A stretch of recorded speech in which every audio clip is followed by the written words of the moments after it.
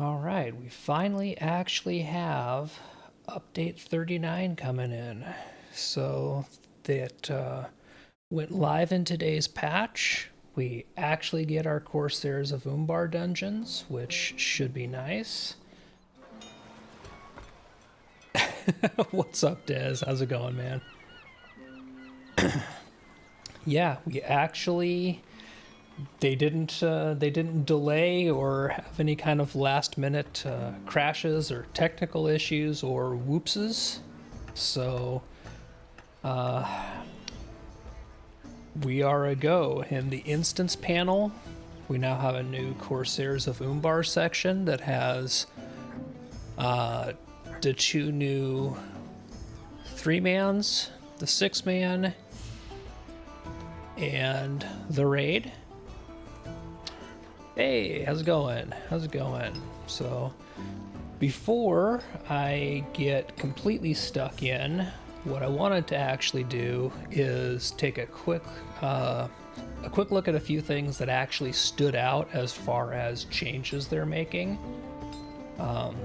Because there are a few kind of biggies, and there are a few things that, yeah, I called them. So let me just hop over real quick and turn that on. So in the patch notes, we've got the update 39, and they're calling it Arenas of Conflict. One of the instances is an arena style instance, so I guess that makes sense. And there's all the full patch notes, etc. So the two new three-person instances are Streets of Rahalbach and Isle of Storms. I did confirm that those launched with 3 different tiers of difficulty. Same with the 6-person initially. And there are, for the 3-mans and the 6-man as well, there are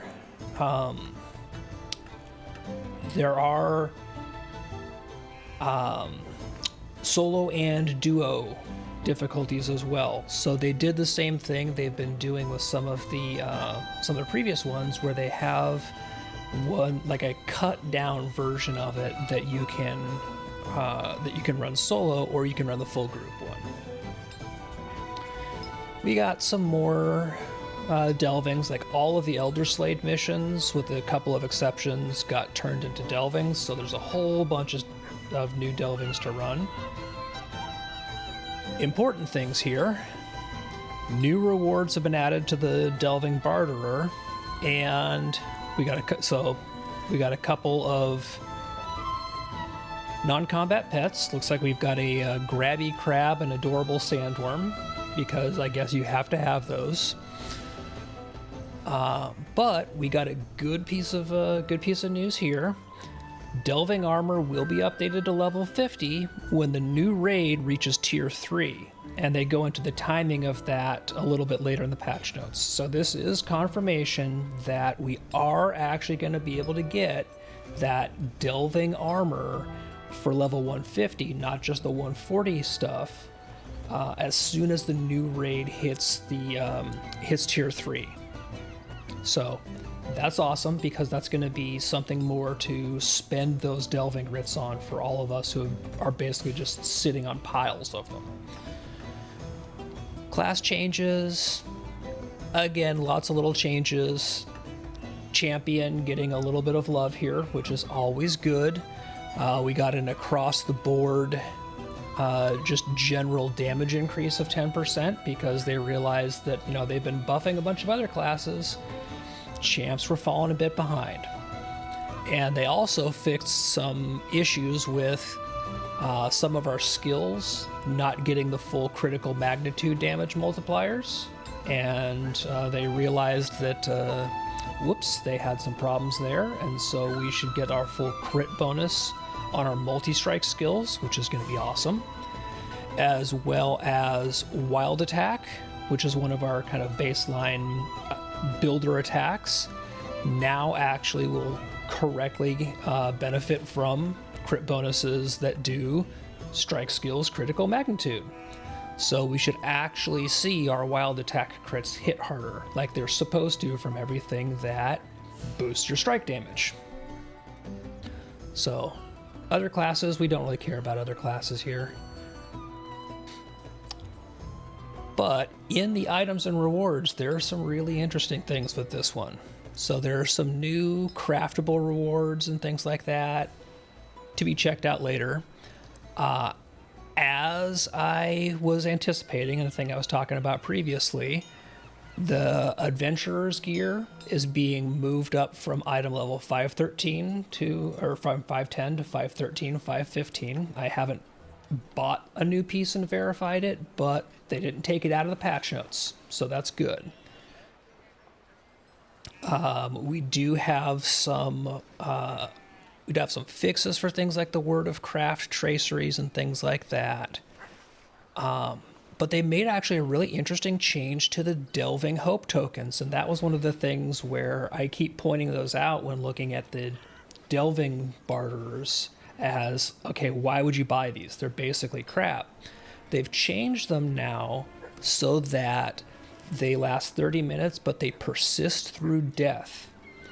They don't apply to the Fellowship, but it's just a straight 30 minutes, regardless of if you die or not, hope bonus. So they're actually now, they have a use. They have some place where you would want to use those, which is if you're, running solo content, but you're going to need that hope bonus, like Delvings. So they actually changed them to apply to the content where you can get and earn them. And a couple other things that were really interesting here. They added some Delving Quartermasters to the new areas, because again, we have new missions have been added to the Delving rotation. This is something that really applies to the higher tier Delvings. The second level of Sauron's Defense 2, not only has been lowered in the amount of damage it reflects back, because it was pretty nasty. It would reflect 45% damage back against you. But it is now properly tagged as a corruption, which means that when you purge that off of the enemies in Delvings, it doesn't auto-apply the tier 1 version of it right back on. Meaning we can now actually purge off Sauron's Corruption 2 and not have it just come right back in one form or another.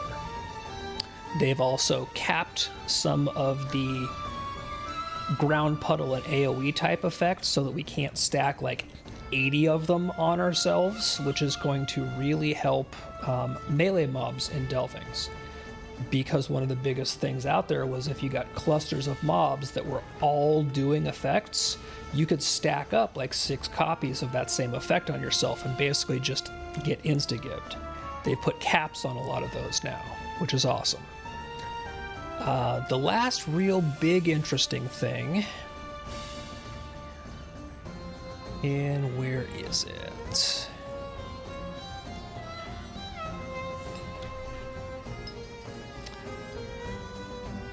In the Delving vendors, so that's what you barter for those writs, we can now get the Seafaring Adventurers Essence boxes through the, this is the Adventurers Quartermaster. Now has the Seafaring Adventurers Essence, which is going to be teal essences. And in the Delving rewards, we can now barter for the level 150 purples, which means we have a source of those purple essences that is not just mission wrappers or other, random drops. We have a reliable source of getting those purple essences, because again, now we have the source for teals, so purples we're getting something that gives us a little bit more control over. And in that, we also get, again, one more thing to spend our Delving writs on. So Delving writs have gone from being kind of useless for a long time now, since the raise from the 140 cap, to actually being good. So, some cool things in this patch. Go ahead and make that go away. And now, I'm going to pull out my gear on my champ. And I'm going to take a look and see who's online and who's running stuff. Because I might end up testing the waters of the new dungeons in their solo mode first, just to kind of learn them. Or if people are on and running stuff, I might just see who needs a champion in a group.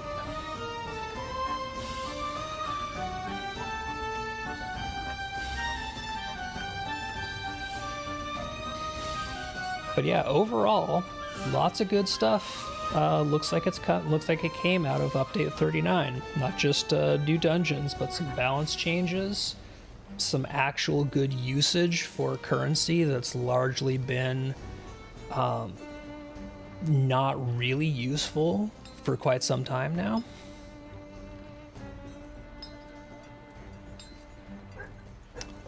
Okay, all of my gear is on, and I did log on earlier today, and with update 39 we also got the change where the item level of legendary items has been bumped up to a max of item level 520 at level cap.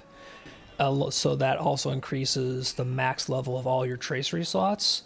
So I reforged my allies on this guy, and all of my allies are now all the way up to 520 because I had a lot of essence runes lying around to just immediately level it up. So let's see if anybody is yelling in chat here. I don't see any LFF currently going on, so I'm going to just kind of get things rolling. Obviously not start with a raid, because that would be kind of silly to run solo. So the arena is the 6-man. Isle of Storms and Streets of Rahal Bach are the 3-mans. So I'm going to go ahead and just launch. I'll see what Isle of Storms is like. I'm going to set it at 2-person, but it's the same thing. Well, it might not be. In the past, solo or duo were functionally the same thing. They might now actually make duo slightly more difficult because it is more than 100 marks. So I might have just made a huge mistake.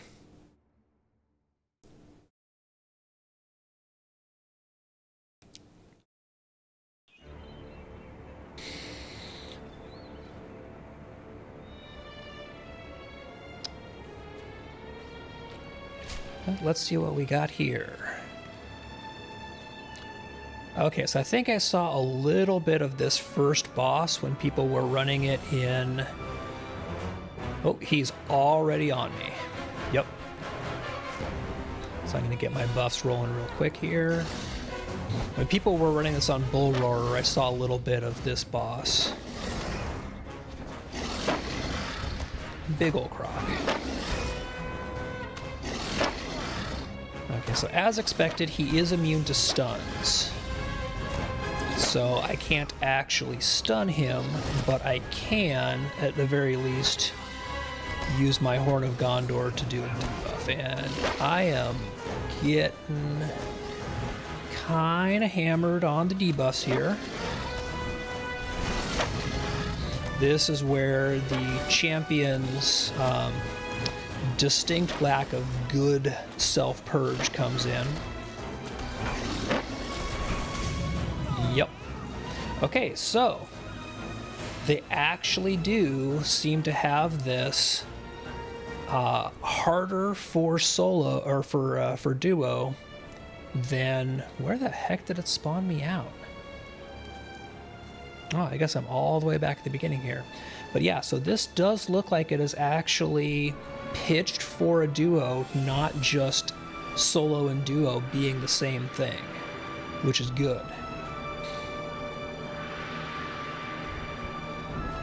So I'm going to take one more shot here and just see if I keep getting the same thing on these. And if not, I will drop it down to solo and just see how that goes.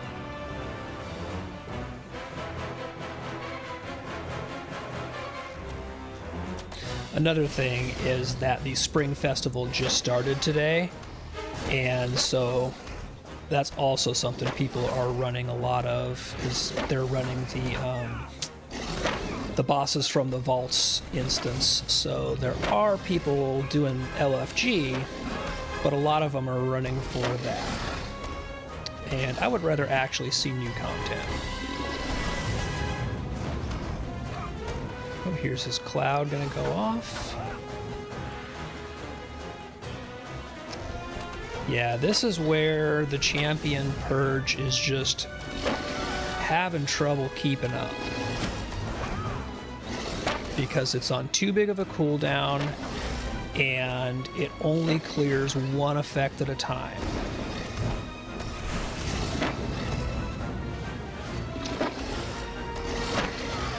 So this is not going to be a good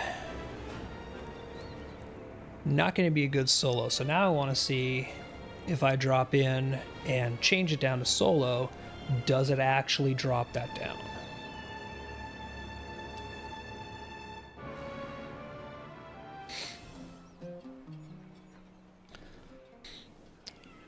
So if I run Isle of Storms at solo, it does give me only the 100% marks rather than the 105. So let us see.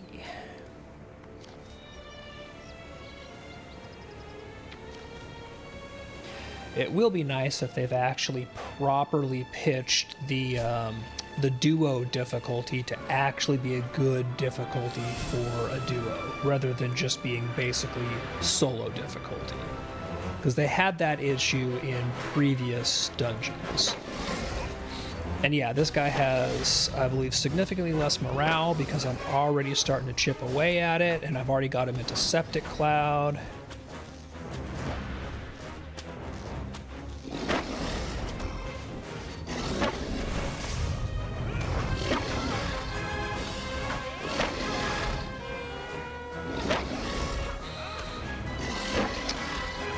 I see, but I am getting a multi-stage, like his septic wound debuff has multiple levels to it. And so with the champion, I'm basically not purging it entirely off, I am just knocking it down one rank. So that is definitely a place where champ is going to have some issues in here. I can see the Runekeeper's purge being very useful in here because it pulses multiple times. So this would probably be a great one to have an RK in here to duo with.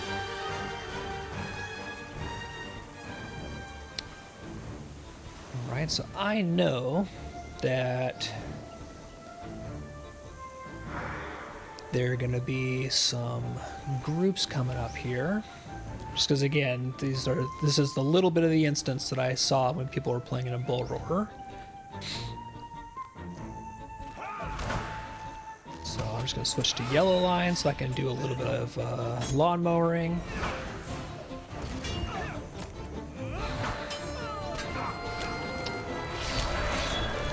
Yeah, and one other thing that they did, which really only affects me when I'm in yellow spec, which is not my normal DPS spec. I prefer red line. I prefer single target DPS spec. But Born for Combat previously used to this used to rely on you getting hit. Like, it would activate and build its stacks and become ready based on you getting hit and making it ready to activate. Like you had to be hit a certain number of times. Now it's just on a cooldown, and when the cooldown is ready, you can pop Born for Combat for just some extra AoE damage. Which, with the intention of Yellow Champ being a group DPS build, makes a lot of sense, because ideally you're not going to be getting hit a whole lot in groups unless you're just misbehaving.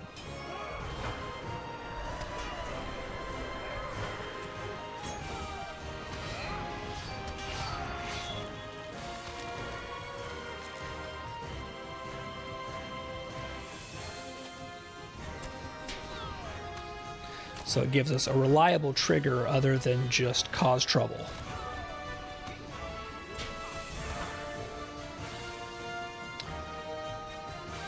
Alright, now I know a lot of these little nooks and crannies are kind of around here. I just want to poke in and nope, can't go behind the waterfall. That's a big point off, Lotro. If there's a waterfall, I want to be able to go behind it.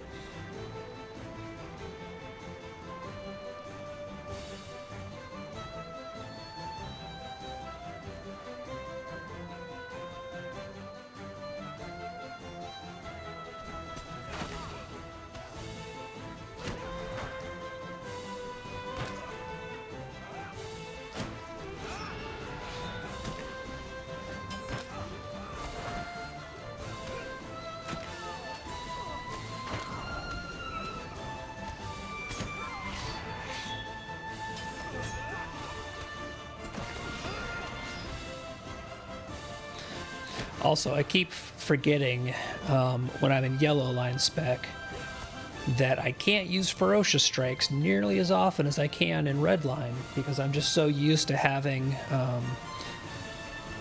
that cooldown reduction on it. So I keep reaching over for 5 to do single target DPS, and it's not ready yet.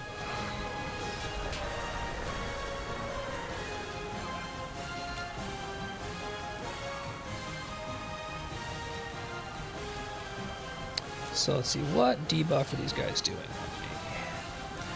Diseased Frailty, which is just a negative 101 vitality. So that's not the worst thing in the world. It's not going to be one I need to worry about purging off.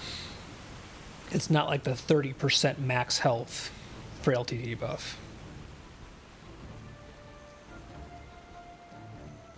Okay, I've got a ghostly captain up here who says that'll be quite far enough. Bad enough that great ape slaughtered my crew. Now you've come to pick through our bones as well. Oh. Well, I mean, I was here with good intentions, in theory, but apparently you're just going to make me kill you.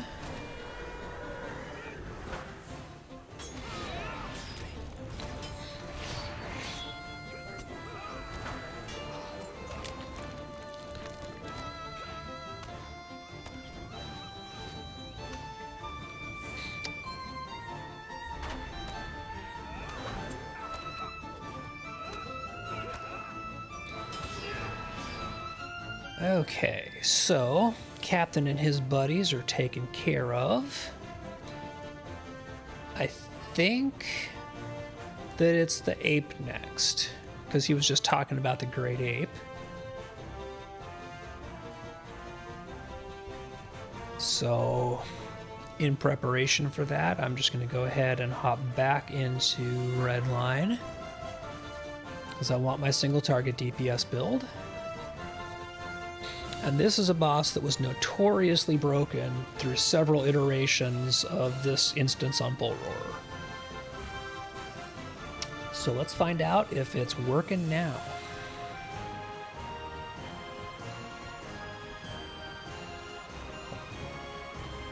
A little waterfall effect, some stacked up barrels, and when there's stacked up barrels, that means we get a big AP looking guy. These are the rules. I don't make them.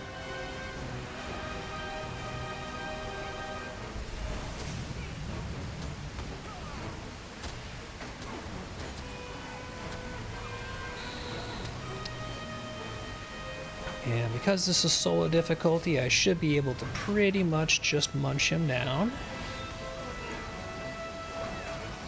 But this is definite confirmation that they have a hard separation between solo and duo, which is good.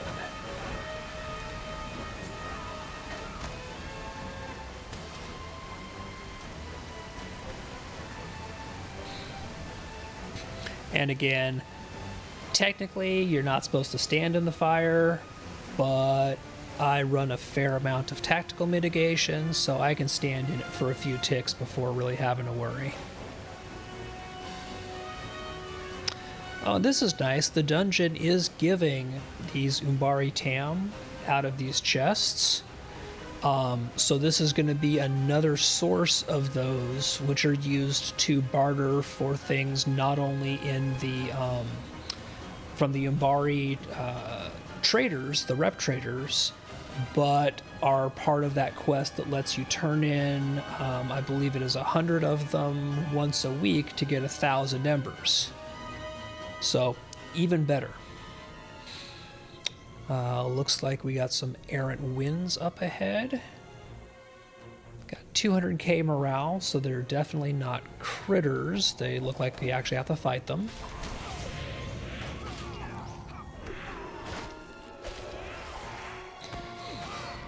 They don't look like they're doing anything particularly special, however. It looks like they're just doing damage. I'm kind of curious. Yep, they're just basically doing standard common damage, so nothing to really worry about as long as you don't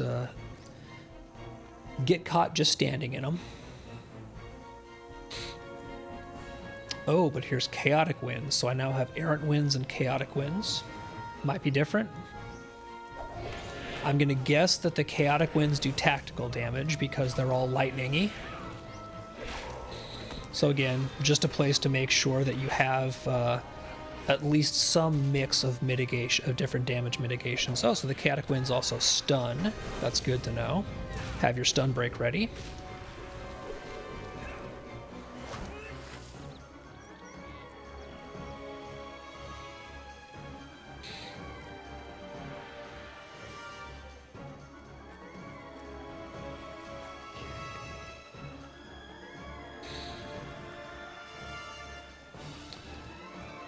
Just another errant wind up here, so one of the kind of... Oh, nope. It was just a couple of errant winds. I don't have my stun break ready because it's still on cooldown.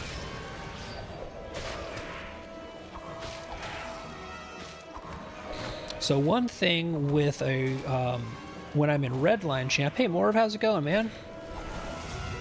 One thing when I'm in my red line build, but I have to do packs like this, is I do lose some of my self-healing because in yellow line, you're going to have your blade skills, your AoEs, as one of your primary morale returners. For red line, I'm focused more on my strike skills morale returners. So if I'm doing those AoE pulls like that, until I start getting kills, I don't have a lot of incoming healing. Yeah, this is, I just finished up work a little while ago, so this is the first time that I'm hopping in here.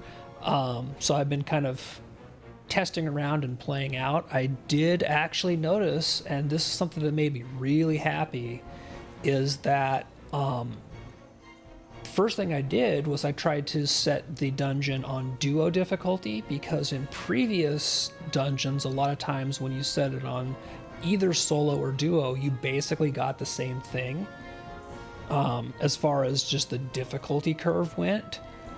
Duo actually is pitched at bringing two people in. It is distinctly more challenging than the solo, which I'm really happy, because that gives us 3 different group sizes for these dungeons. You can legitimately duo. Oh, so this is going to be the rock then. Okay, good to know. So let's see. Getting some shades of Final Fantasy XIV here. Was it the Garuda Primal fight I'm thinking of? Oop, hello. Big bird. Now the question is, do I have to go activate him, or is he just going to come down on his own? Oh, so it looks like he's closing off into kind of like an arena here. Nice.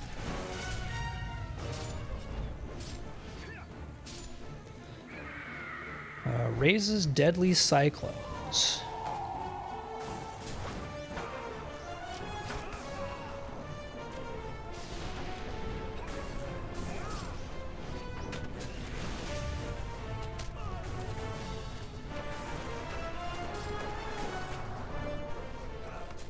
I'm just going to guess I don't want to get hit by those.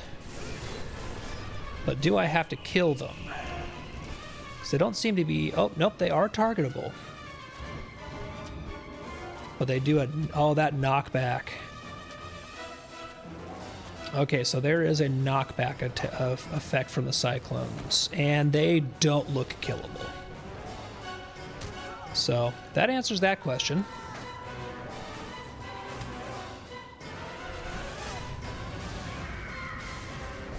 So he goes immune when he's pulling cyclones up.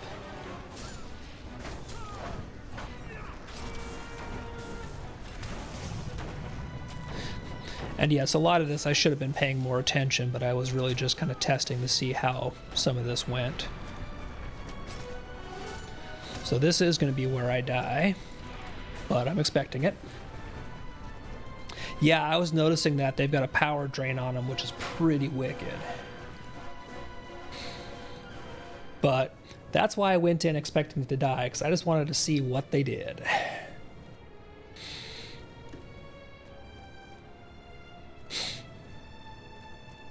So avoid them for the knockback and the power drain. And again, power is definitely can be an issue on the champ, so that's something I need to be doubly watchful for, but now I know.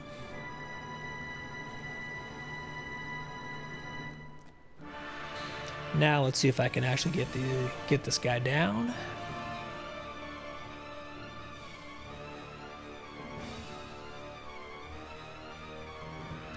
He does have 1.3 million morale.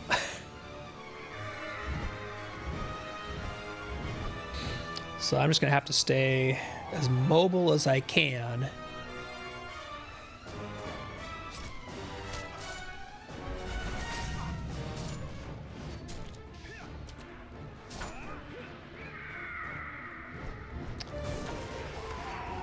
Oh, that was a terrible spacing on where he popped that first cyclone. Because he's sitting in it. Like, that is just a straight up jerk move. So I've got to bring him out first.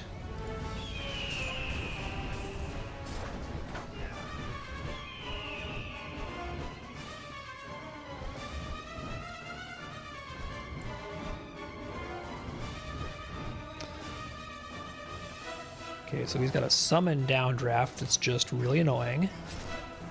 And here's more cyclone summoning. Boy, I didn't even get any time on target there.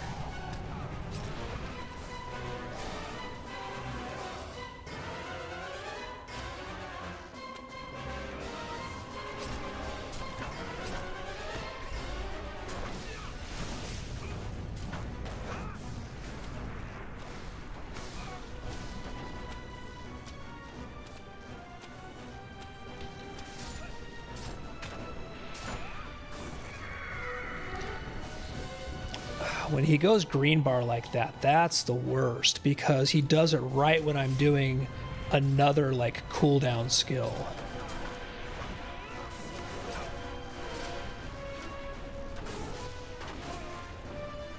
That was risky. I probably should not have ducked in for one more shot.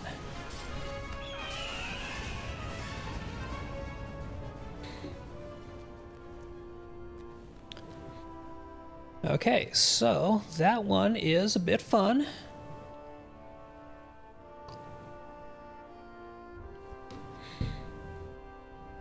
So I got the I got a new title, which is I can now be Monster Hunter.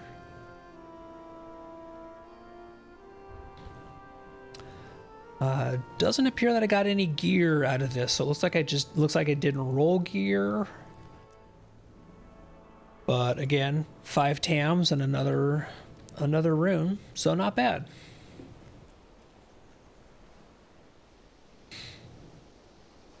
Very, very straightforward as far as the layout of the place. I mean, it's definitely following Lotro's kind of modern, very linear design where there's not branching paths or, you know, go A or go B or go C like some of the older ones. But I like the fights in there. The mechanics, some of them are a bit jerk, and I can see them being really, really fun in a group. So that looks like one that's actually going to be really cool on higher scales and higher difficulties. So the other 1, 2, or 3 is going to be the Streets of Rahalbach. And let's go see what that one looks like. Because this is one I know nothing about. No, pet renaming is not permanent. All the way to Umvar. Indagir, now known as Kashyap, has been transporting a draft of the vilest make. We now grasp at his heels as he makes his final attempt to deliver this substance to his master. We will not fail. We cannot. Kashyap must be stopped. Now. Sorry, I was stopping to listen to the voiceover for the bit of lore. Oh yeah, so basically what you're saying is I chose the hard one first. I mean that's basically par for the course for me. But going back to pet renaming, no, you can. I can't pull my cosmetic pets out in here because they're you can't pull them out during an instance. Otherwise, I would pull one out and show you. But both your cosmetic pets, your non-combat pets, as well as your summoned pets, if you're a class that has pets, like your lore master pets, the different animals, or captains have heralds, which are like bannermen or archers. Those you can rename at will. Alas, I make for the season. I will let my friend here roll out the red carpet. I don't think I like the sound of you having your friends roll out the red carpet for me, buddy. I don't think that's actually a red carpet.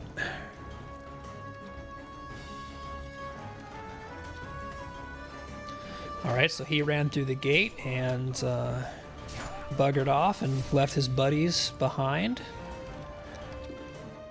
And I said, buddies meet sword. Sword beats buddies.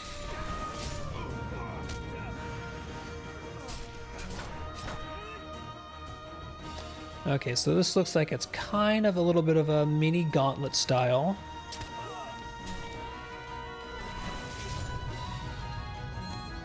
I keep waiting for things to show up behind me because they have a couple of times, so now I'm a bit paranoid.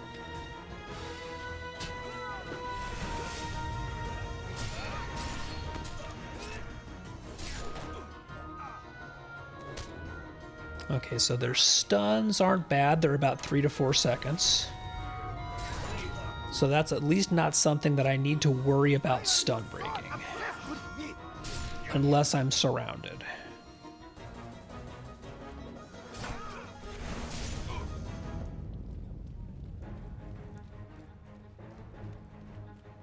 Okay, so I've got a bomber up on the roof, which I don't like that because I don't know if I can get to him easily. Again, not being a ranged class.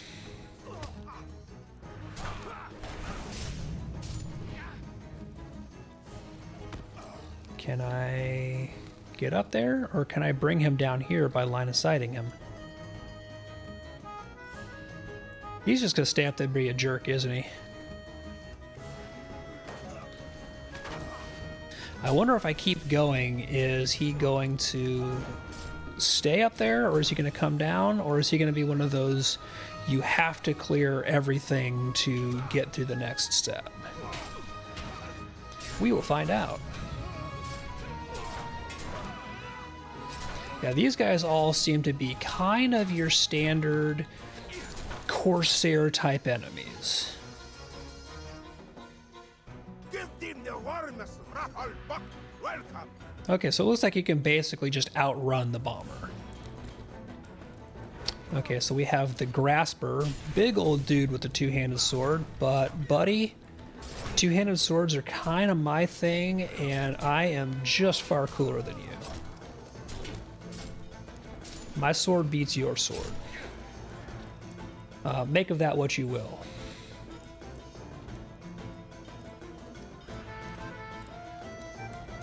Oh, so I got my first piece of actual loot out of the dungeon.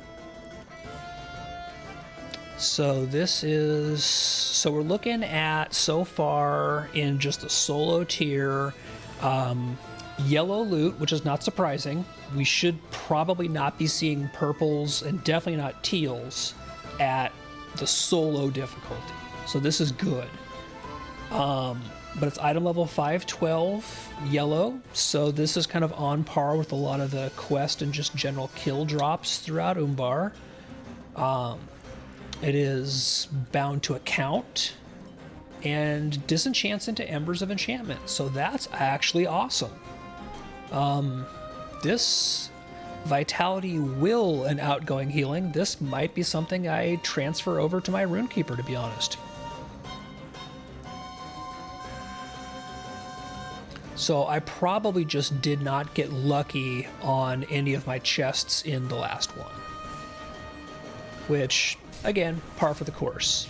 My loot luck is notoriously terrible. Yeah, these look like they're just 3-second stuns that these Corsair trappers do. So probably not worth worrying about unless you're absolutely surrounded in a bad way. I can see a tactical class needing to really be on top of stun breaks. But again, heavy armor class, not something I'm going to worry about at this difficulty level. So Trapper here also probably is going to stun me pretty close to off the bat. Or I'll just apply sword to break stun. I think there's another bomber up there. Yep, there's a bomber up there. Not being ranged, I'm just not going to worry about him, and I'm going to keep on going.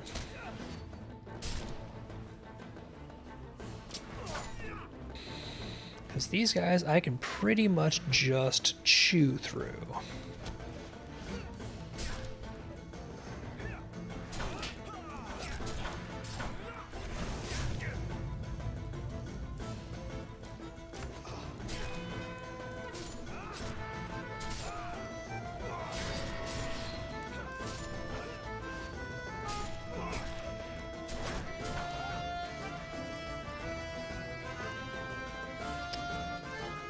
Alright, I have him cornered, and he's had enough. This fire cannot possibly be unholy. Oh, hang on a second. Is this the dude from the Return to Karn Doom? This is the guy who was after the vials, isn't it? Oh, holy crap. Did they actually tie this into the 140 instance chain? If that's the case, I now love this. So I think it is. He sounds familiar.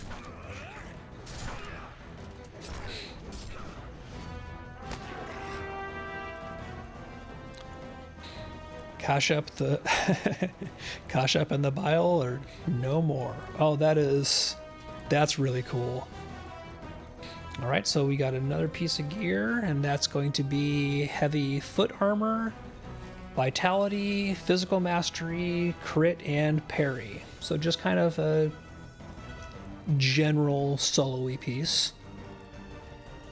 And again, this is going to be something that I just melt down for embers, but it is good to see that there is actually gear dropping, and I simply got unlucky in the first one. Annoyingly, they have kept up the tradition that Lotro's been going with lately and for a while now of not having an exit to the instance, like a door or portal out, and forcing you to do the right-click leave instance. Like, come on, guys. That's just, give us a door out.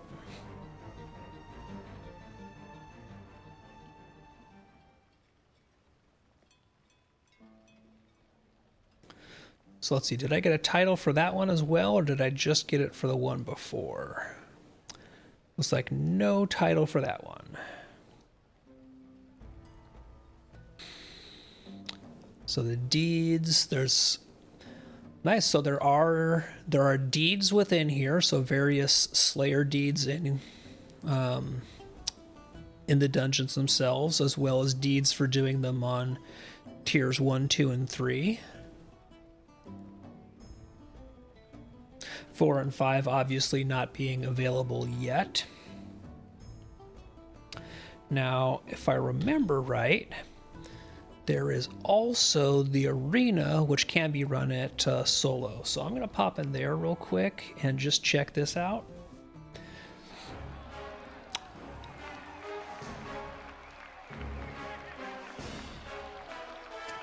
All right, so it is an arena as expected. Oh, and here we have Rothog the Storm again. Always a good sign.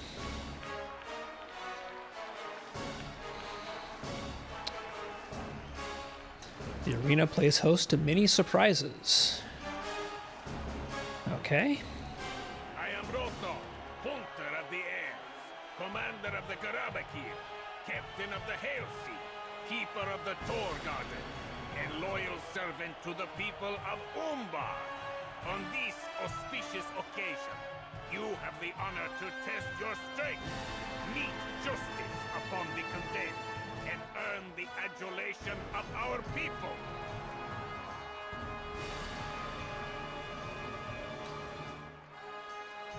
So I wonder if these are going to be basically just series of waves with the boss at the end kind of thing, because obviously we don't really have any place to go, so it looks like this is all going to take place just in the arena. So kind of a gladiatorial style fight. All right, they want a good show. This guy looks like maybe our announcer type guy.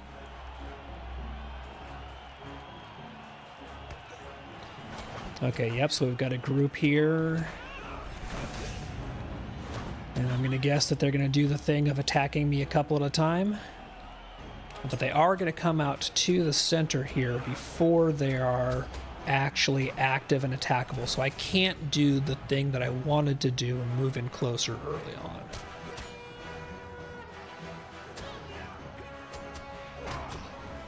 Which is kind of a bummer.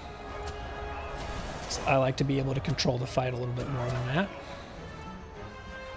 Defeated the first challenge. The first challenge was trash mobs, guys. Come on. Okay, so now we're going to get some favored champions and the second challenge. Now, do they always come from this gate here, or do we have... Okay, no, they do come from multiple gates. But he's going right to the same spot that the other ones came from. I have to go... Okay, so this guy I have to run up to activate, it seems like. And yeah, that was basically just a thrashing.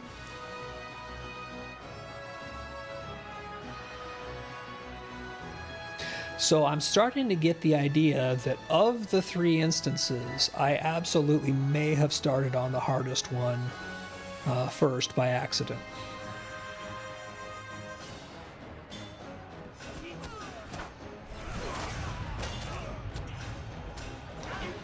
Because definitely streets, and I think maybe even this one, I really am kind of feeling like I want to set them up to duo difficulty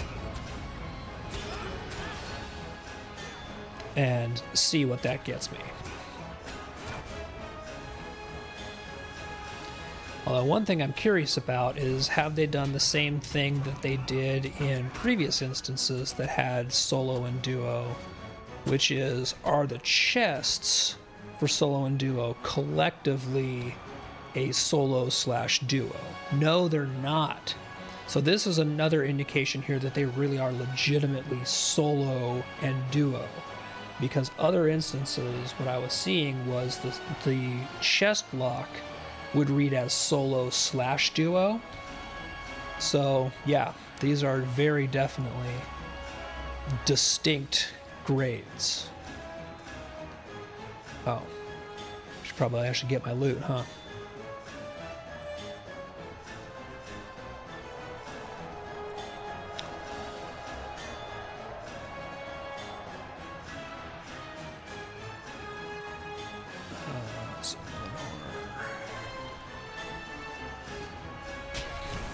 Let's see if I can interrupt obliterate. Yes, I can.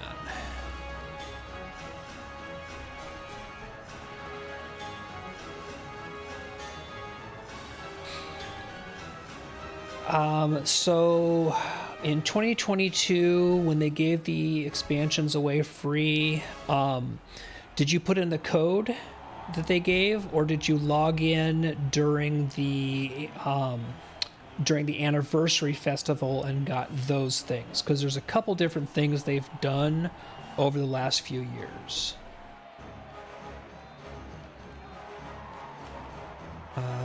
So your final challenge is...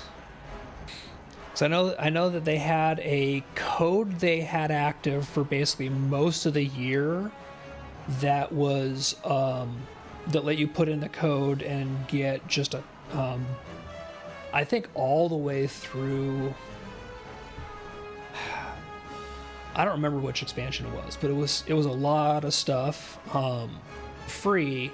And then during the anniversary festival, you got, if you logged in during them, you got even better. You got like collector's editions of a lot of those unlocks and a bunch of goodies. And if you log in a character and you get, I don't have any of them on this character, but like if you make a new character, you would see things like, expansion X collector's edition item bundles like automatically given to you on each character you create. But if it was just the during 2022, that was a code that you had to use to unlock the free stuff. Now another, it's a bummer if you missed it, because that does suck. But they have made a lot of that. They basically made all the core level 1 to level 95 stuff free at this point, for the most part, like just the core content and stuff. So they've actually made the free-to-play model a lot better than it was back in the worst of the Standing Stone days, or the worst of the Daybreak days. Although Daybreak has crept back in and done a bit more daybreaking to the game recently. Okay, so the final challenge is this: you must defeat. All right, I figured that this was going to be it. Is like, if we didn't fight Rothog in the arena, I would have been very surprised. So it looks like we're going to get Rothog here. I have gotten another piece of loot. So another item level 512. And interestingly, it's gear for a will class, but it's vitality, will, finesse, and tactical mitigation. So that would be for a tactical class that wants just a bunch of extra defenses. It's kind of interesting. Let's see how Rothog goes. I'm going to assume on this difficulty, Rothog basically just absolutely gets mauled, but we'll see. He's got a Mighty Cleave, which is a gray bar induction, and it hurt, but again,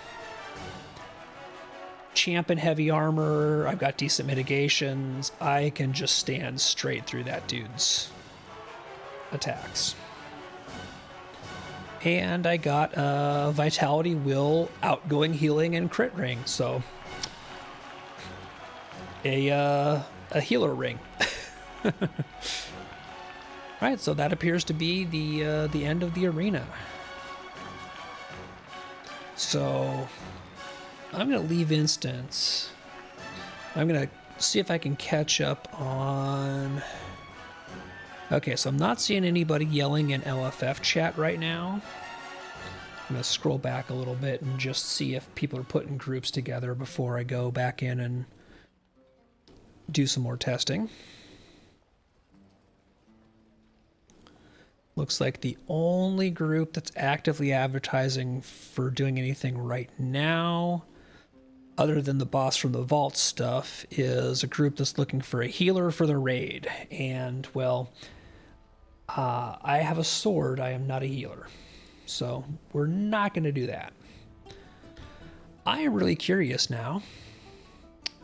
I play on the Landroval server.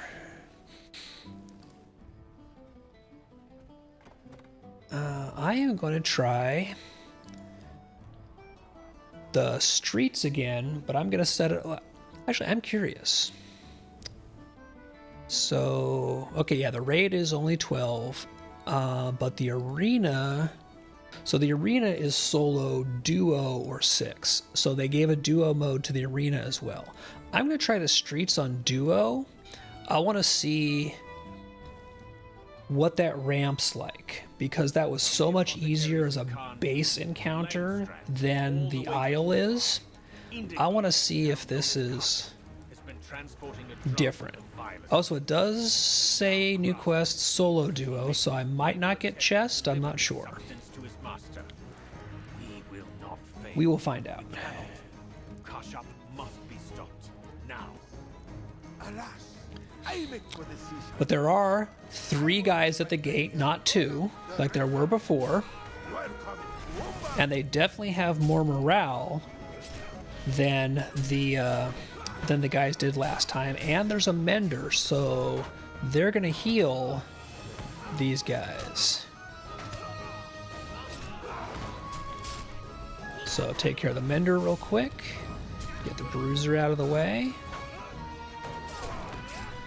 Okay, so duo is actually legitimately pitched for 2. So I'm probably going to die here because I'm standing in bad and not really paying attention.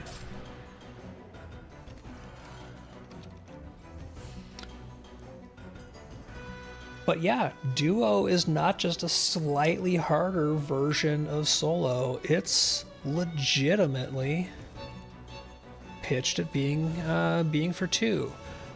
I love this. Ah, your persistence is aggravating. Which means I'm probably going to die in another couple pulls here.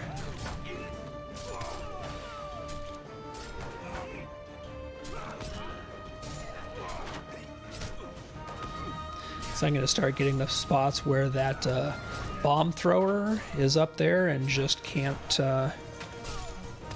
be gotten by me. And ooh, these guys like their fire puddles.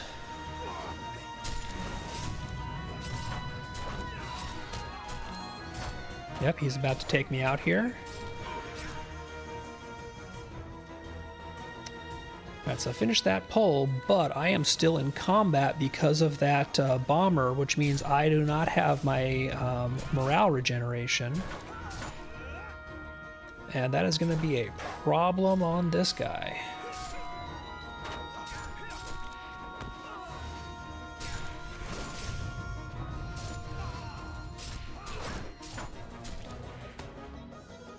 Okay, I'm out of combat, so I can get a quick morale break in here.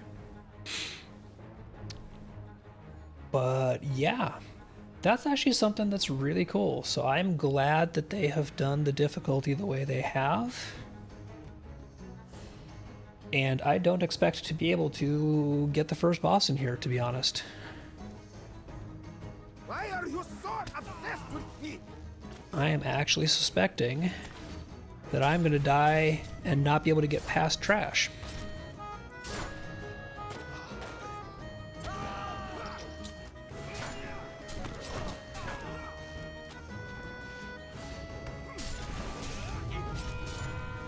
Oop, I don't like whatever that is. Yeah, they have way more abilities in duo than they did in solo, which is kind of cool.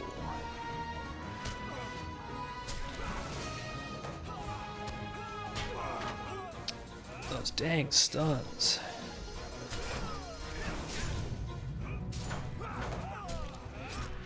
So these guys now like to stun me into area damage.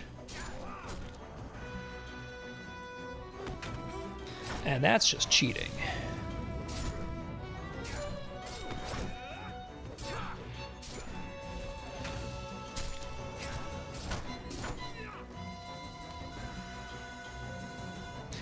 Yeah, I really do wish that more MMOs had mobility options like that, because they're nice. Oh, look out. I don't think I like what you're doing there, buddy.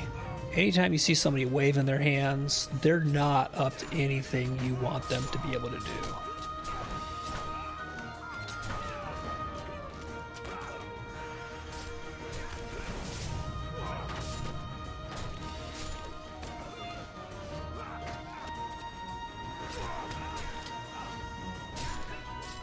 At this point, I am basically just being purely stubborn and seeing how far into this trash I can get without getting a break, because again, I am not going to be able to get healed by my natural regen because I'm not able to get out of combat.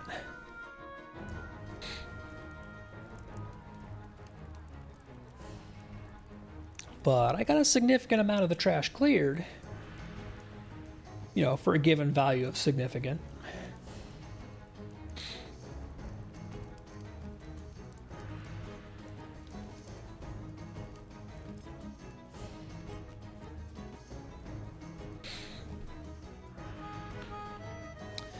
Yeah, I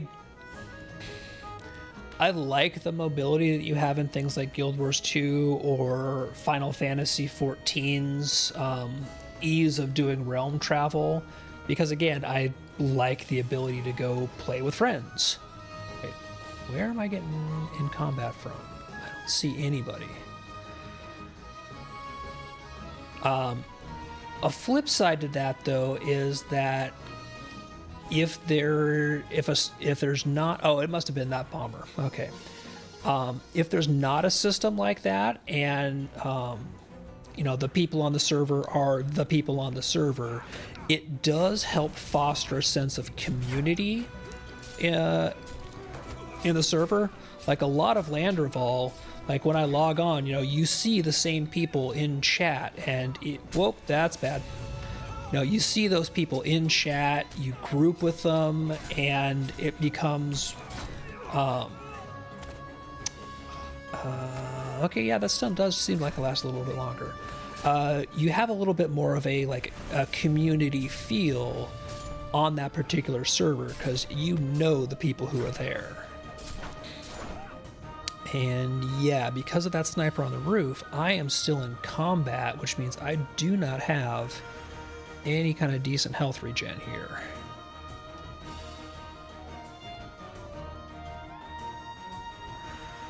So there are pluses to both approaches. I do just really like, from a pure convenience standpoint, I do like the ability to just hop over and play with friends no matter where they play. I'm just going to have to keep going forward and see if I can get out of combat here, because I don't want to enter the boss fight at half health. Yeah, it's not going to give me any place I can drop combat. So this is a catch to being in here not as a ranged DPS class, or the ability to take that guy out at range, is I cannot clear that easily to drop combat and get my out of combat morale regen.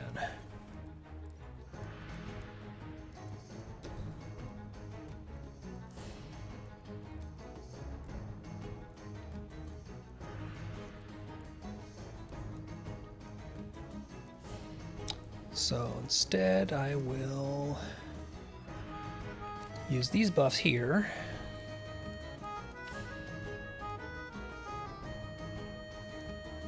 And then see if I can basically just blitz him and get some health more or less right on the bat. I'm going to see if I can get up to 200k morale and then just go in and hopefully get some heals from strikes, as well as just start right off with bracing attack. Which I don't like having to blow those things early, but it's not going to let me out of combat, so it is what it is.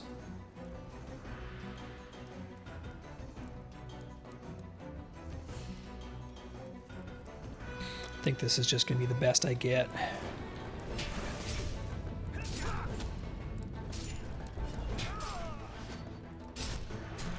I don't think Flame Spitter's anything I want to stand in front of, is my guess.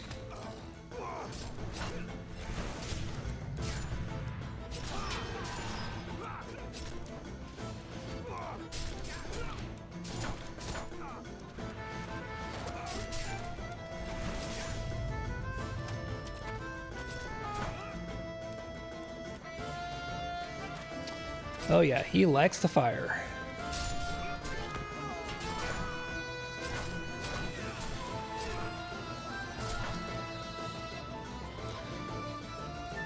Alright, so I actually kind of think that the trash was harder than that first boss. And I'm wondering if those fire circles just don't go away.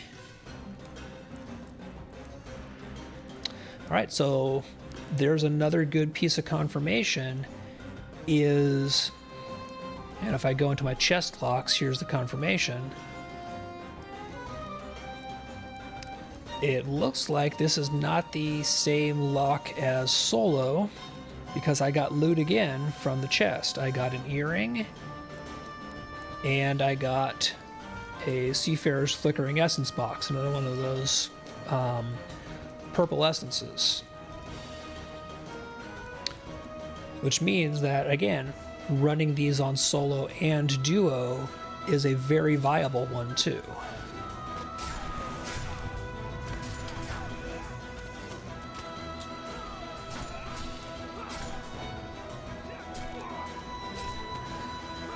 Oh, I didn't even see that that was a mender. But I can just take out the sniper and kill the mender afterwards. Lookout, Trapper, and Bruiser. So the Lookouts, I believe, did some kind of a call down, so he's going to get eaten first.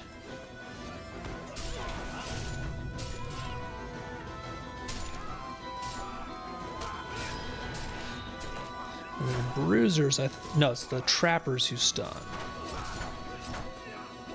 So take you second. And then the Bruiser looks like he's just basically a sack of hit points.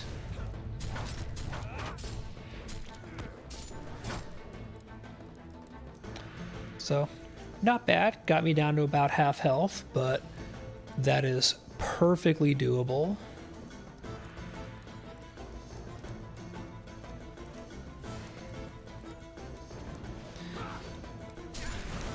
Really, I just have to hope that I don't keep running into those guys who sit on the rooftops and keep me in combat, because that's what screws me over.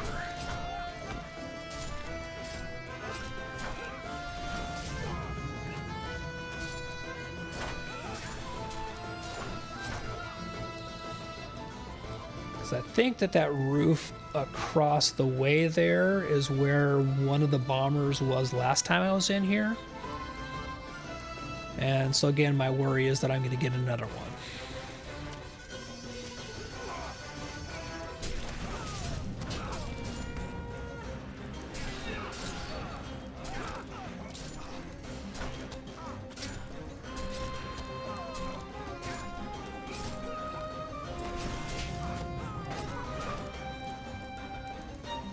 Oh, apparently I'm trapped.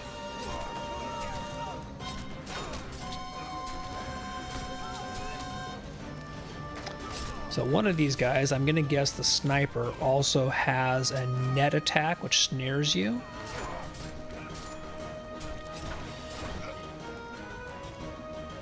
Oh, there we go. There's a bomber up there. So I'm now officially stuck in combat. and there's just no way that with just a bow and auto shot I can take that guy off the roof. So at this point I'm pretty much in the hoping I get kills and bracing attack heals to keep going. So kind of in a similar situation to what I was before.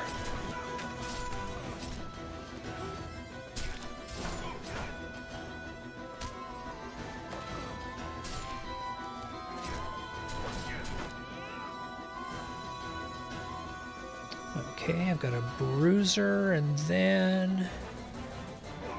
Yep, okay, good. I can take him by himself.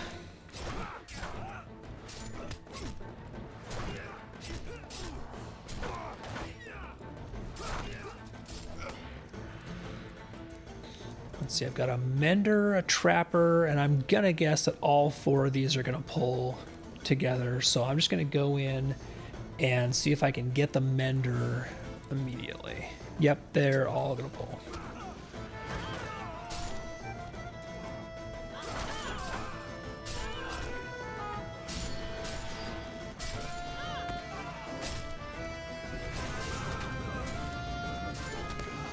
Oh, so the lookout calls in reinforcements. That's what he was doing.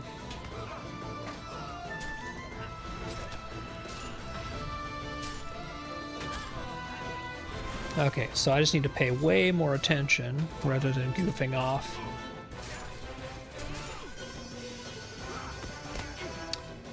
So, when the lookout finishes their animation, if you don't kill them or otherwise interrupt them, they're going to summon in reinforcements. In this case, he summoned in a mender. Alright, so this time I should be able to get my vile bile pile file buddy here.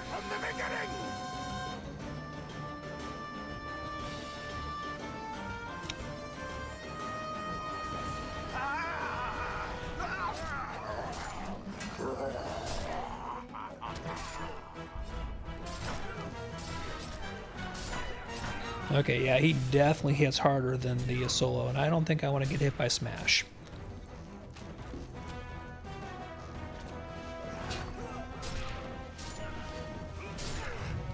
And yeah, he drops fire puddles because that does seem to be the order of the day here. Oh, and okay, so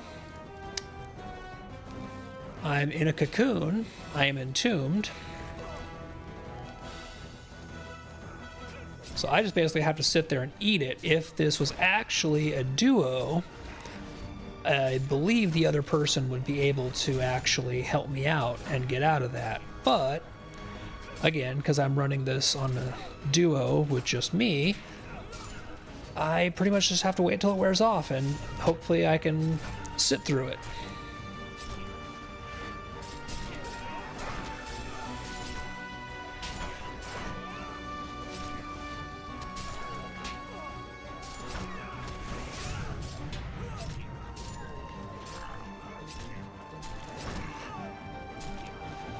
Alright, I need anything to proc a heal here would be nice.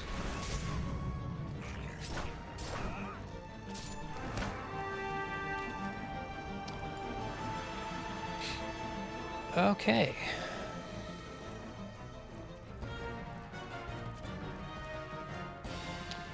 So let's see. Got a necklace there, which is vitality, crit rating, and physical mitigation. So it seems like there's a lot of just general purpose stat spread gear that's dropping in this kind of tier 1 solo and duo, which is not bad because that should be what this is pitched at, is getting people geared to run the higher tier or larger group size stuff.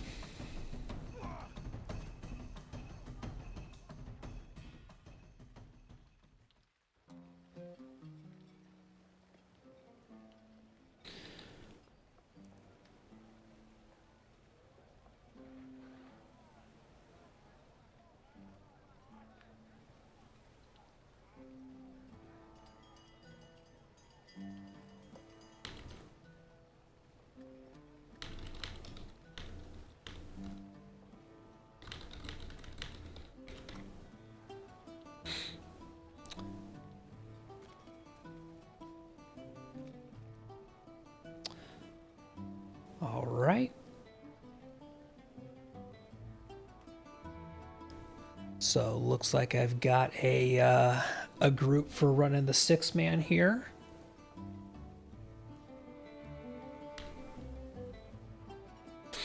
And ideally, I'm just going to DPS it. The group is looking for a tank and one more. If it comes down to it, I'll switch to blue line, but I really don't want to tank new stuff in a pug on a champ if I can help it. But hey, worst comes to worst. Let's see.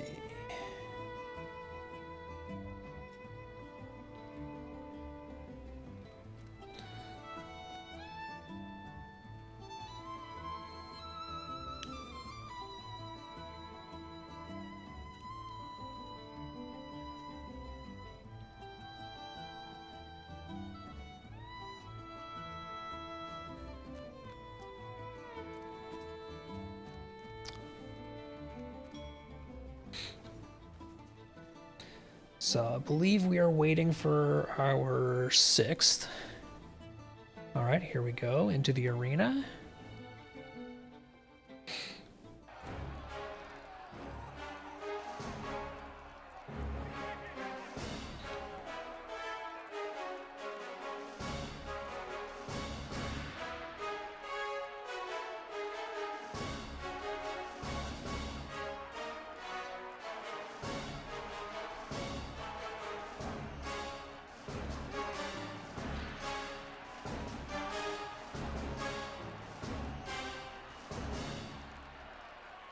So we got a whole handful of heavy armor people here. Got myself on the champ. We've got a brawler and a guardian, and then a runekeeper. So this is gonna be a thing.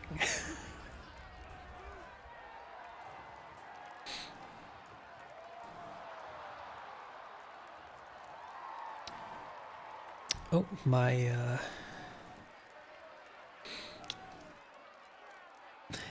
yeah, we've got a guardian tank. Definitely, probably, I am happy letting him do the thing, and I will learn these fights on a DPS champ, happily.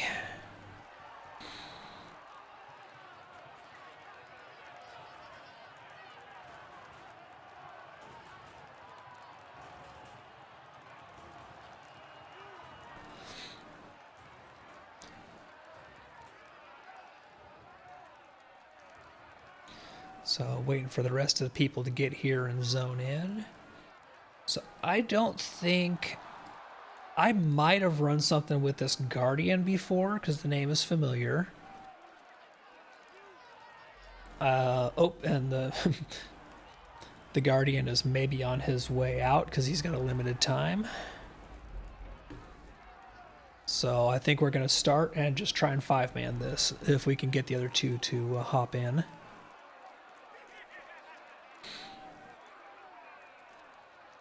We've got Jimmy Lee and Billy Lee,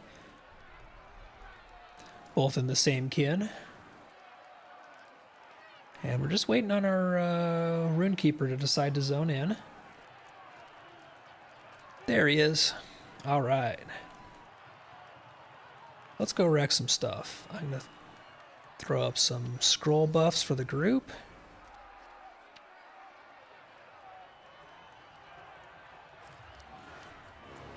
Lotro, hunter of the air, commander of the Karabakir, captain of the Hail Sea, keeper of the Tor Garden, and loyal servant to the people of Umbar.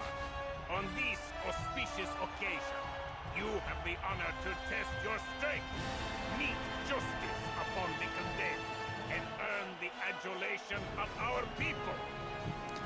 I kind of love that Jimmy Lee and Billy Lee are in the Double Dragon kin and they're both brawlers. Like, that is just, that's hilarious and kind of awesome.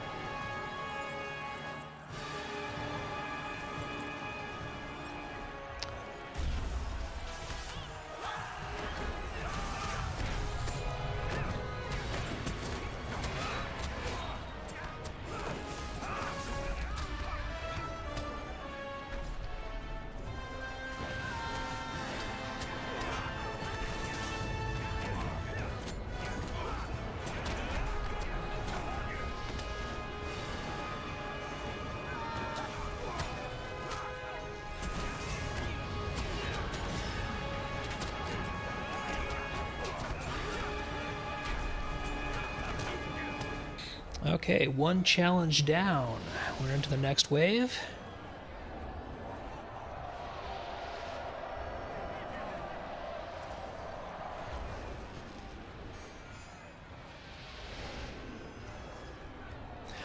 And I have to say, like, I know some people are a little bit down on them.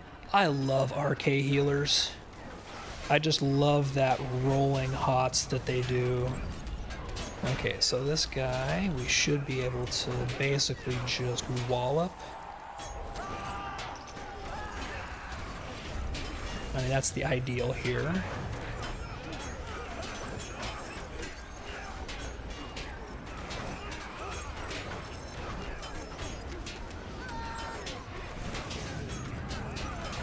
We definitely have the group DPS to do it. Oh, so there's a cyclone that appears in the arena on the 6-man. Okay, it's in the back. So it's not near us.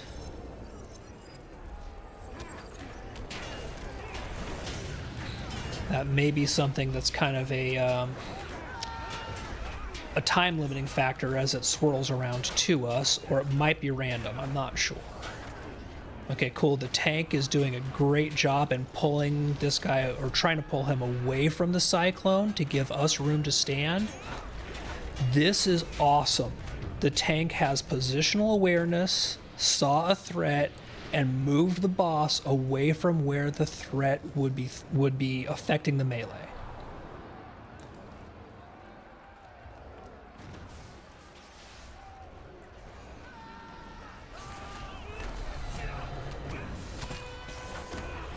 So that's the kind of thing you'll love to see.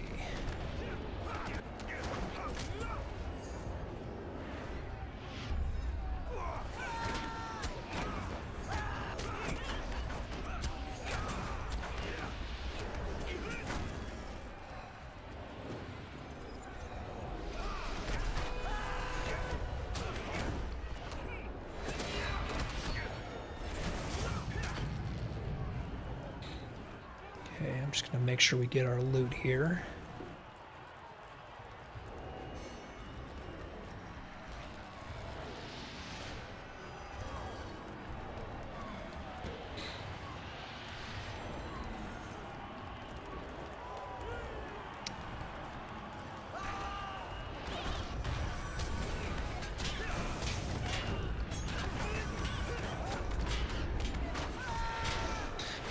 Okay, I don't think we have quite enough. Okay, Shadow Burst is probably bad. Okay, I don't think we have quite enough interrupts in this group with 3 brawlers, or 2 brawlers, a guardian, and a champ.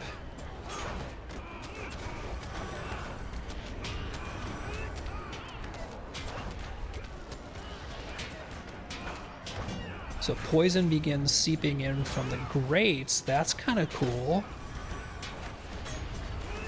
Just gonna clear my hemorrhage off here.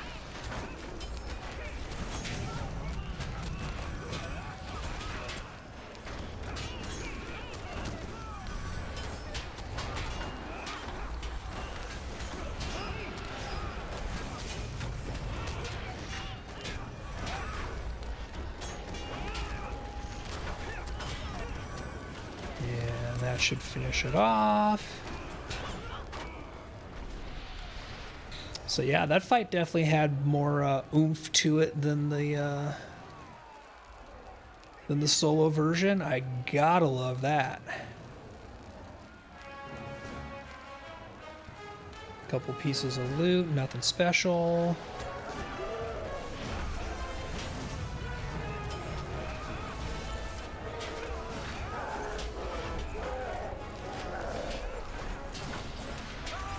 Mighty Cleave, he's going to have a frontal cleave. Here's his hemorrhage, which is going to put bleeds. Start getting that cleansed.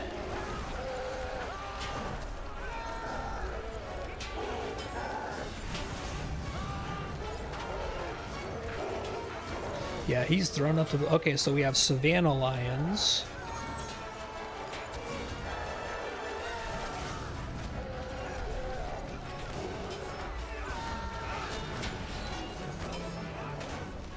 They're definitely a thing.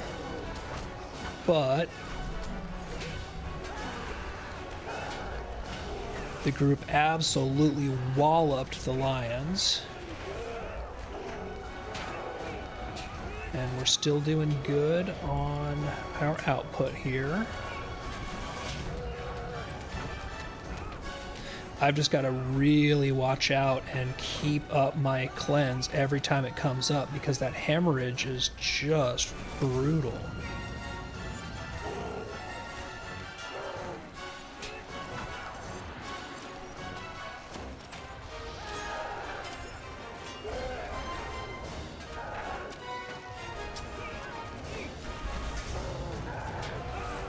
Okay, so we have another cyclone in the arena. It is on... Okay, so it's over there, crossing through the middle. That's not too bad. Oh, those interrupts are just on point.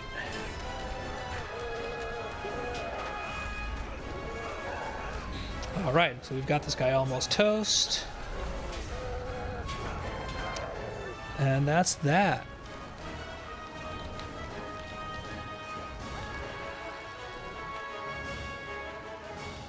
Go ahead and cleanse hemorrhage so I stop bleeding to death here. So a few people did actually roll purple loot in here. I just did not get, I didn't get good luck, but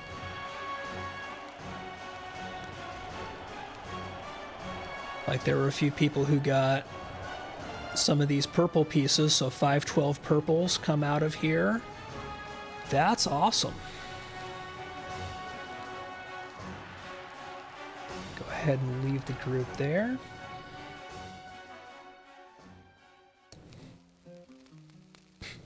And I am I was told about this, that the on fire graphic can persist in here, and yeah, I'm apparently still on fire. It's just a thing.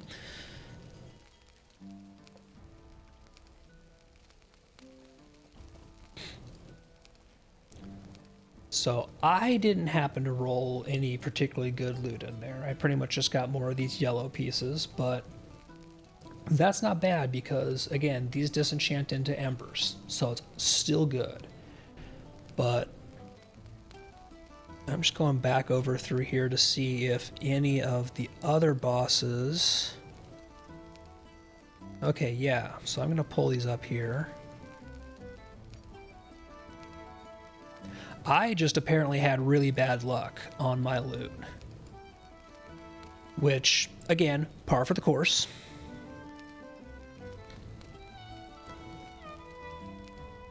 So these were the different purple loot pieces that this chest dropped for all of the, or that the 3 chests dropped. So it looks like we got some very similar, but we got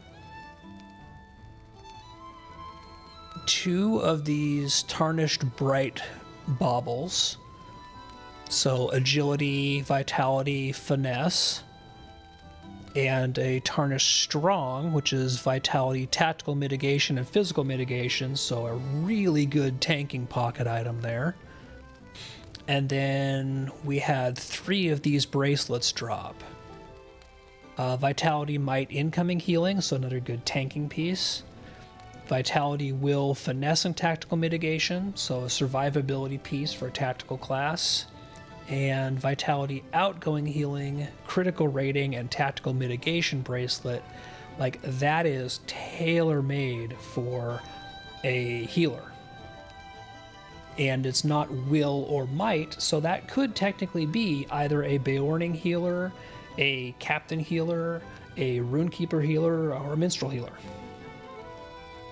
So there is some really solid gear that is that's dropping out of these, and these purple pieces also disenchant into 100 embers.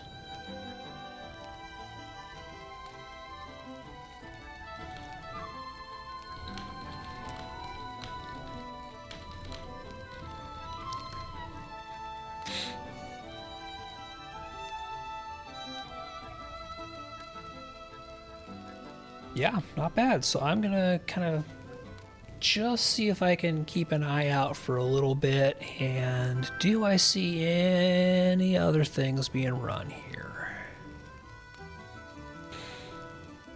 I might have just gotten really lucky on that particular group because they were looking to form up and get going right as I wrapped up. And I am definitely still on fire. I wonder if I zone, if it'll fix that, or if I will actually have to relog.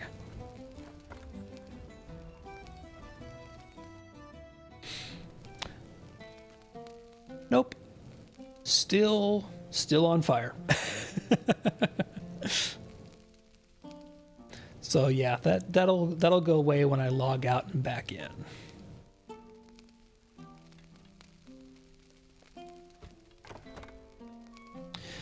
Let's see, are all US servers the same?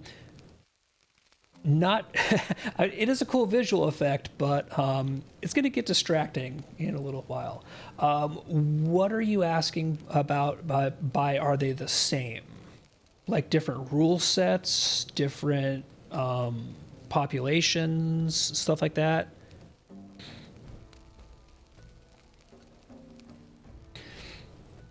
I'd probably be able to answer better if I knew exactly what. Okay, yeah. So all of the base US servers are going to have the same general rule set and XP and things like that. The differences come into play really around server culture and population. But they're all going to be the same baseline game and everything like that.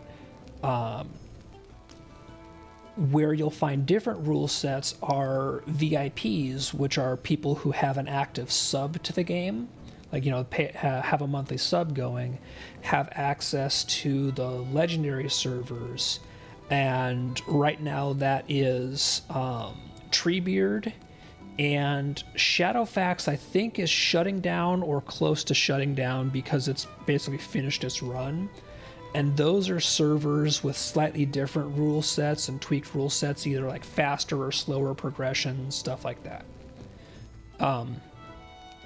But just the baseline, you know, US servers you're going to see on the launcher screen when you go to connect and make a character, they're all going to be the same core rule set. Really the differences are that each server kind of has its own character to an extent of the people who play there.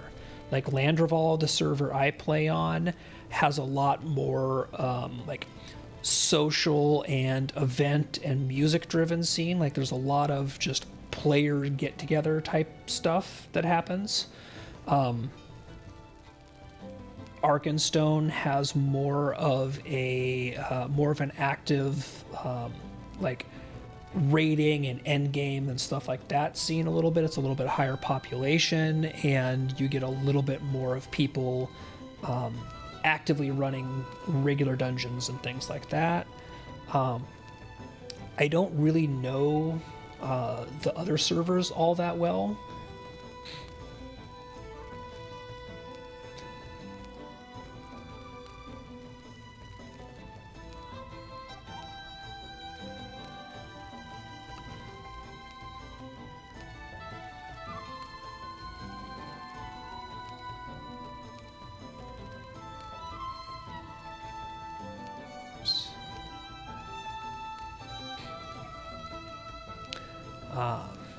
Trying to think of what other servers are out there, because the list has changed a few times over the years, so I'm not always 100% certain what the current list is, because I'm guilty of primarily paying attention to the servers that I play on or places where I know people who play.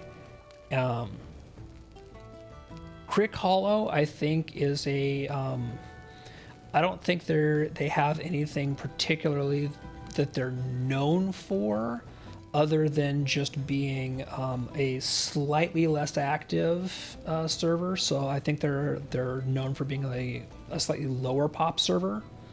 But I don't know that there's anything really specific out there that you know, like they're known for, you know, role-playing or dungeons or PvP or what have you, like some of the other servers are.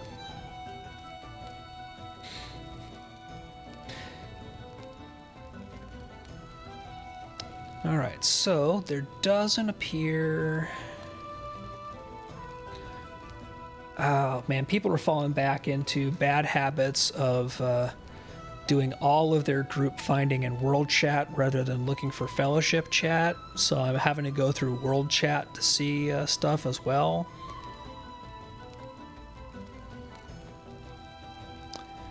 People are putting together a red maid group, and I just don't really want to run that tonight. I'll probably look to run some red maid stuff later in the week, but the boss from the vaults fights, because the spring festival came around, so the boss from the vaults is the red maid, and that's really just go in, load the instance, kill a boss, and you're done. And they can give you good loot, and that's, I think, why a lot of people do them. Like these bracelets that I got, these Mighty Bear bracelets, came from the seasonal instance that was in the Yule Festival, and these are kind of stupidly good. So I don't know what the red maid gives. I'm pretty sure they're probably going to be decent loot in there. I just don't really feel like running that tonight, because it's just going to be, oh, it's the red maid fight.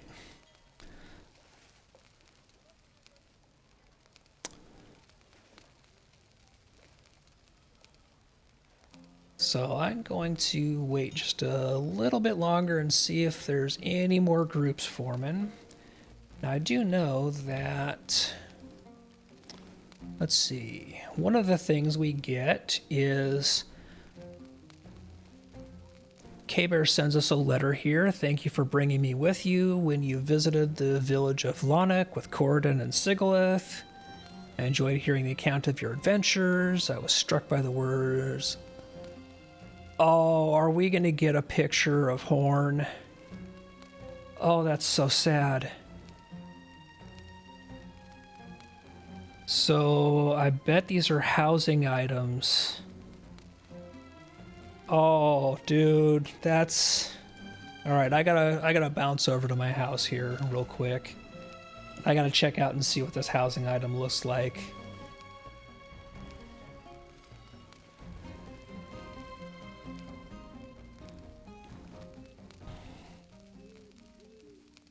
So let's see, these are furniture, wall, mobile yard.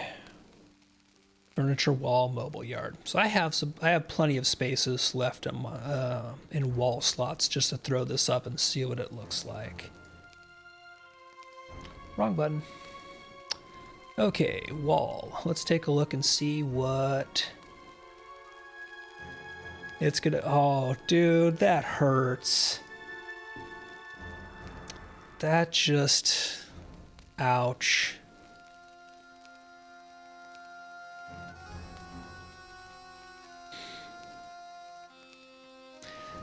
So this is a this housing item here that I just put up on the wall is something that kind of comes from a neat little kind of coda that you get in the Corsairs of Umbar expansion that I was not expecting to see or to have them do anything with, for one of my favorite storylines that's kind of a through line through this about 70s, like the level 65 or 70 I think is when it starts onwards, like a particular set of characters that you meet and will keep interacting with over time. So this is just a really cool little nod to that, and so I'm a sucker for that, and those are going to go up on the wall.